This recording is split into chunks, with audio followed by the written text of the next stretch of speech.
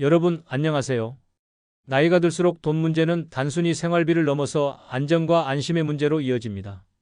그런데 우리가 평생 모아둔 돈을 은행에 입금하거나 인출할 때 생각지도 못한 세금 폭탄으로 이어질 수 있다는 사실 알고 계셨나요?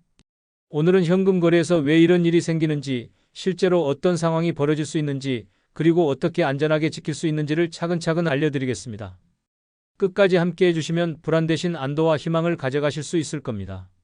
내 돈인데 왜 감시당해야 하는지 의문을 가지시는 분들이 정말 많습니다. 혹시 여러분도 그런 생각을 해보신 적이 있으신가요? 사실 이런 의문은 당연합니다.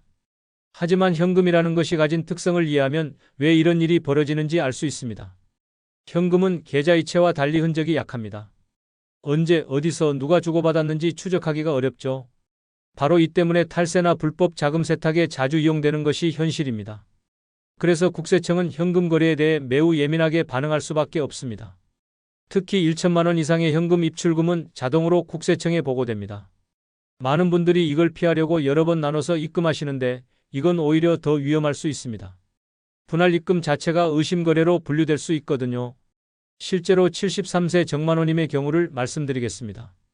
그분은 갑작스런 수술 소식을 듣고 병원비를 마련해야 했습니다. 평소 집에 비상금으로 모아두었던 현금 1,500만 원을 은행에 입금해야 하는 상황이었죠. 처음에는 한 번에 입금하기가 부담스러워서 이틀에 걸쳐 700만 원, 800만 원으로 나눠 입금하려고 하셨습니다. 그런데 은행 직원이 이상하다는 표정을 지으며 여러 가지 질문을 하기 시작했습니다. 돈의 출처가 어디인지, 왜 나눠서 입금하는지, 용도가 무엇인지 등등 말이죠. 정만호님은 당황하셨지만 다행히 병원 진료 예약서와 수술 일정표를 가지고 계셨습니다. 이 서류들 덕분에 병원비 마련이라는 용도를 명확히 증명할 수 있었고 의심거래 신고를 피할 수 있었습니다. 그 뒤로 그분은 큰 깨달음을 얻으셨습니다. 현금을 입금할 때는 분할보다는 한 번에 그리고 반드시 용도를 증명할 수 있는 자료를 준비하는 것이 훨씬 안전하다는 것을 말이죠. 이후로는 어떤 큰 지출이 예상될 때마다 미리 견적서나 계약서를 챙기는 습관을 만드셨다고 합니다. 이런 문제를 예방하려면 몇 가지 실천 방법이 있습니다. 먼저 현금 입출금 전에는 병원비 견적서, 공사계약서, 차량 구매 계약서 같은 증빙 자료를 미리 준비하세요.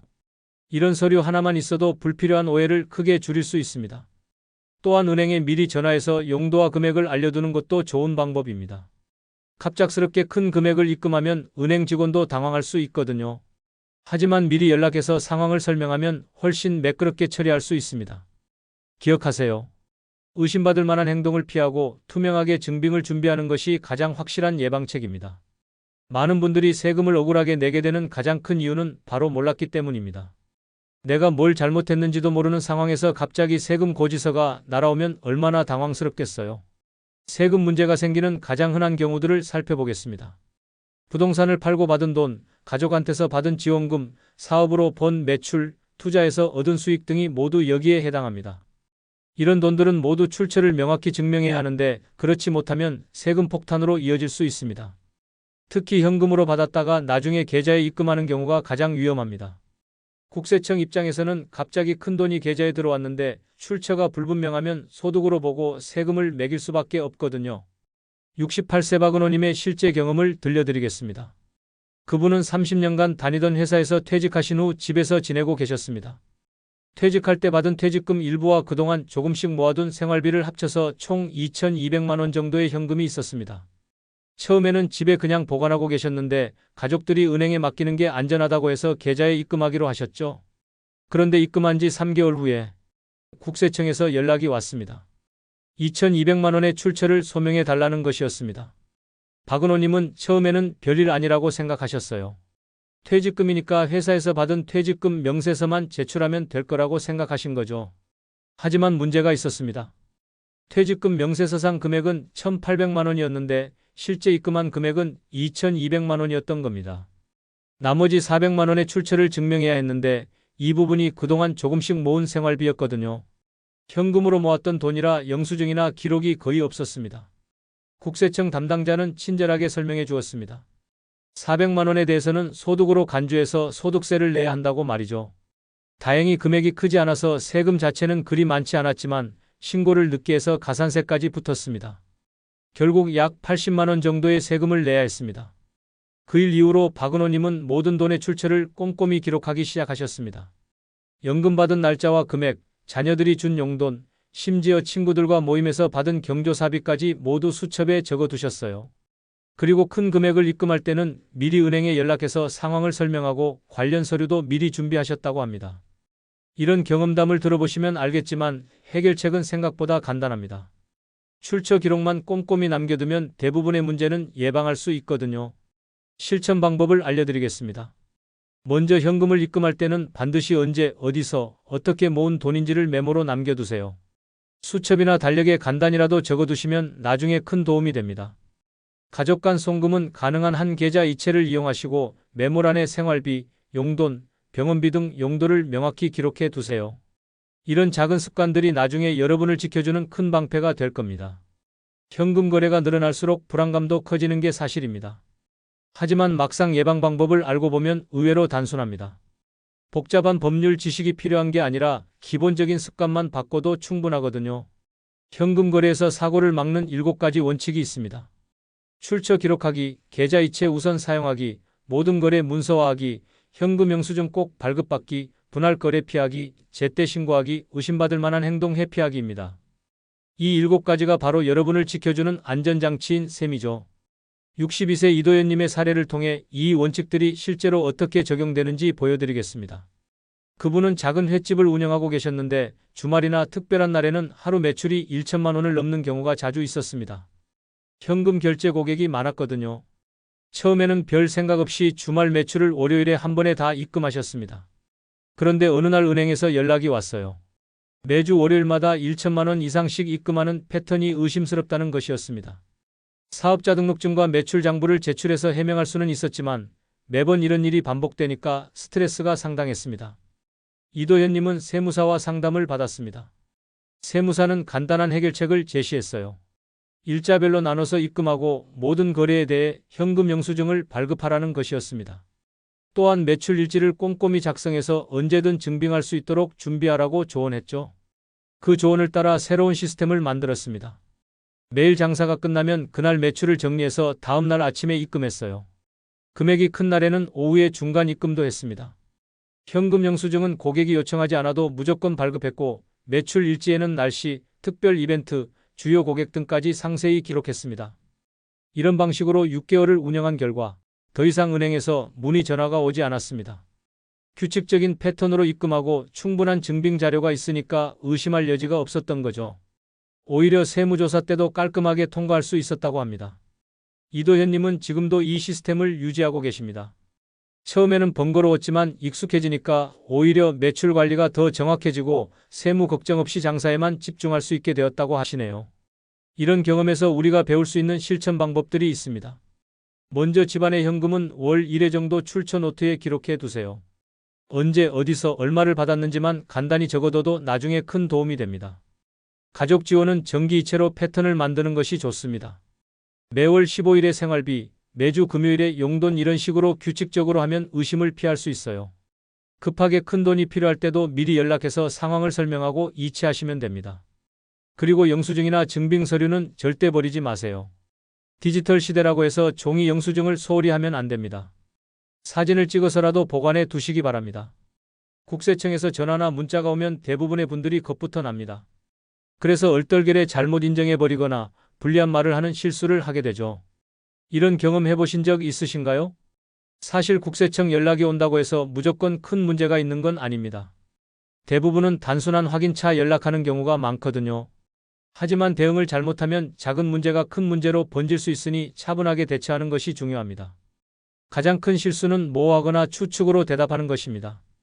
확실하지 않은 내용을 어설프게 설명하다가 오히려 의심만 키우는 경우가 많아요. 차분히 사실을 확인하고 문서로 정확히 증명하는 것이 정답입니다. 76세 강문자님의 실제 경험을 말씀드리겠습니다. 그분은 큰아들 결혼을 앞두고 결혼자금으로 5천만 원을 준비해야 했습니다.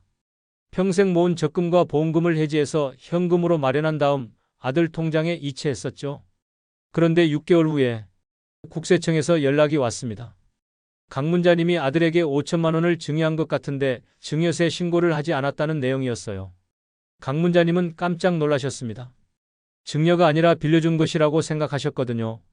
처음 전화를 받았을 때 강문자님은 당황해서 이렇게 말씀하셨어요.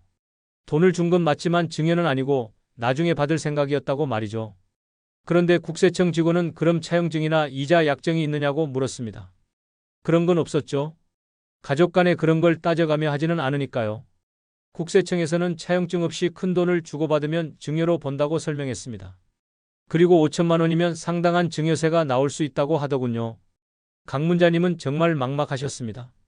다행히 아들이 세무사 상담을 받자고 제안했습니다. 세무사는 상황을 듣고 나서 아직 늦지 않았다고 했어요.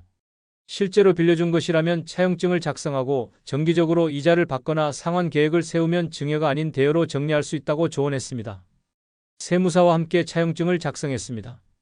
5천만 원을 연 3% 이자로 5년간 빌려주는 것으로 했고 매월 일정 금액씩 상환하기로 약정했어요. 그리고 이 내용을 국세청에 제출했습니다. 물론 과정이 순탄하지만은 않았습니다. 국세청에서는 차용증이 나중에 만들어진 것 아니냐고 의심했거든요. 하지만 강 문자님과 아들이 실제로 매월 상환과 이자 지급을 실행하기 시작했고 은행 거래 내역으로 이를 증명할 수 있었습니다. 결국 증여가 아닌 정당한 대여로 인정받을 수 있었어요. 이 사건을 통해 강 문자님이 배운 교훈은 명확했습니다. 가족 간이라도 큰 돈을 주고받을 때는 반드시 서면으로 약정하고 실제로 그 약정을 지켜야 한다는 것이었죠. 국세청에서 연락이 왔을 때 올바른 대응 방법을 알려드리겠습니다. 먼저 사실 확인을 정확히 하세요. 국세청이 무엇을 문제 삼는지, 어떤 자료를 요구하는지 명확히 파악해야 합니다. 성급하게 인정하거나 부인하지 말고 시간을 달라고 요청하는 것도 좋은 방법입니다. 다음으로 서류를 철저히 준비하세요. 통장 사본, 계약서, 영수증 등 관련된 모든 자료를 정리해서 제출하면 됩니다. 확실하지 않은 내용은 추측하지 말고 자료를 찾아보겠다고 하세요. 금액이 크거나 가족 간 거래가 복잡하다면 반드시 세무사 상담을 받아보시기 바랍니다. 전문가의 도움을 받으면 훨씬 효과적으로 대응할 수 있어요. 노후에는 자연스럽게 가족과의 돈 거래가 늘어나게 됩니다. 자녀들에게 지원도 해주고 손자 손녀들 용돈도 주고 때로는 의료비나 생활비 도움을 받기도 하죠. 이런 선한 의도로 건넨 돈이 세금 문제로 돌아올 수 있다는 게 참 아이러니한 일이지만 미리 알고 대비하면 충분히 예방할 수 있습니다. 가족 간 돈 거래에서 문제가 생기는 가장 큰 원인은 현금 위주의 거래와 용도 구분 없는 통장 관리입니다. 현금으로 주고받으면 흔적이 남지 않아 나중에 증명하기 어렵고 모든 돈을 하나의 통장에서 관리하면 용도를 구분하기 어려워지거든요. 71세 최성남님의 경험을 들려드리겠습니다. 그분은 부인과 함께 작은 아파트에서 살고 계셨는데 20년 동안 꾸준히 적금을 넣어서 3천만 원 정도 모으셨습니다. 그런데 살고 있던 아파트 근처에 새로 생긴 은행의 적금 금리가 더 좋다는 얘기를 들으셨어요. 처음 계획은 간단했습니다. 기존 은행에서 적금을 해지해서 현금으로 받은 다음 새 은행에 가서 다시 적금을 넣는 것이었죠. 최성남님은 현금 3천만 원을 가방에 넣고 새 은행으로 향했습니다. 그런데 새 은행에 도착해서 적금을 넣으려고 하니까 직원이 난색을 표했어요. 3천만 원이라는 큰 금액을 현금으로 입금하면 여러 가지 확인 절차를 거쳐야 한다는 것이었습니다. 돈의 출처는 어디인지, 왜 현금으로 가져왔는지, 세금 문제는 없는지 등등 복잡한 질문들이 이어졌죠. 다행히 그 은행 직원이 친절했습니다. 이런 경우에는 계좌 이체를 이용하는 것이 훨씬 간단하고 안전하다고 조언해 주었어요. 최성남님은 그 자리에서 다시 기존 은행으로 돌아가서 계좌 이체로 처리하셨습니다. 현금으로 인출했다가 다시 입금하는 번거로움도 없애고 의심받을 여지도 없앤 셈이었죠. 이 일을 계기로 최성남님은 돈 관리 방식을 완전히 바꾸셨습니다. 먼저 용도별로 통장을 나누셨어요. 생활비 통장, 연금 통장, 의료비 통장, 비상금 통장 이렇게 4개로 분리한 것이죠. 각 통장마다 역할이 명확하니까 돈의 흐름을 파악하기도 쉽고 세무조사가 있어도 설명하기 편했습니다. 가족과의 돈 거래도 체계적으로 관리하기 시작하셨습니다. 자녀들에게 주는 명절 용돈이나 생일 축하금은 모두 계좌 이체로 하고 메모란에 용도를 명확히 적어두셨어요. 손자 손녀들 학비나 학원비 지원도 마찬가지였습니다. 특히 인상적이었던 건 의료비 관리 방식이었습니다. 최성남님은 당뇨가 있어서 정기적으로 병원에 다니셨는데 의료비 통장을 따로 만들어서 여기서만 병원비를 지출하셨어요. 그리고 모든 진료비 영수증을 보관해서 나중에 의료비 공제도 받을 수 있었습니다. 이런 시스템을 만들고 1년 정도 지났을 때 실제로 효과를 볼 기회가 있었습니다. 최성남님이 큰 수술을 받게 되어서 수술비로 1,500만 원이 필요한 상황이 생겼거든요. 예전 같으면 여러 통장에서 현금을 빼서 병원에 내야 했겠지만 이제는 의료비 통장에서 바로 이체할 수 있었습니다.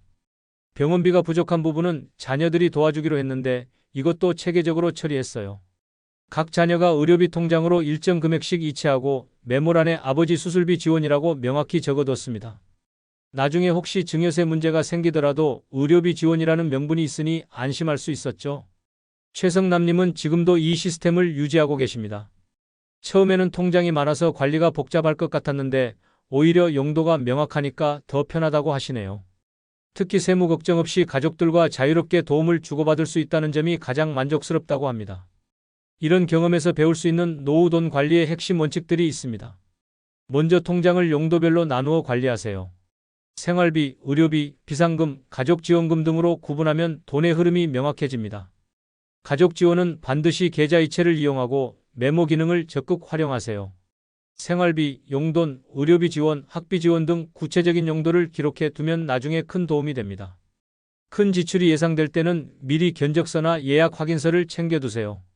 병원비, 공사비, 차량 구매비 등은 모두 사전에 서류가 나오니까 이걸 잘 보관해 두시면 됩니다. 정기적인 가족 지원은 자동이체를 설정하는 것도 좋은 방법입니다. 매월 일정 금액을 자녀들에게 보내주신다면 자동이체로 설정해서 규칙적인 패턴을 만들어 보세요. 이렇게 하면 의심받을 여지가 줄어들고 관리도 편해집니다.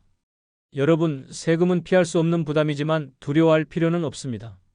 우리가 조금만 더 꼼꼼히 기록하고 증빙을 챙기고 미리미리 대비한다면 억울한 세금 폭탄은 충분히 막을 수 있습니다. 오늘 알려드린 방법들을 하나씩 실천해 보세요. 출처를 기록하고 계좌이체를 우선 사용하고 증빙 서류를 꼼꼼히 챙기고 용도별로 통장을 관리하는 이런 작은 습관들이 여러분을 지켜줄 겁니다. 불안이 줄고 내 돈을 제대로 지켰다는 든든함이 찾아올 것입니다. 그리고 혹시라도 애매한 부분이 있다면 주저하지 말고 국세청이나 세무 전문가에게 문의하세요. 미리 물어보는 것이 나중에 문제를 해결하는 것보다 훨씬 쉽고 비용도 적게 듭니다. 여러분의 소중한 노후 자금, 가족들과 주고받는 따뜻한 마음이 담긴 지원금이 안전하게 지켜지기를 진심으로 바랍니다. 오늘 영상이 도움이 되셨다면 구독과 좋아요 부탁드리고 다음에도 유익한 정보로 찾아뵙겠습니다. 감사합니다.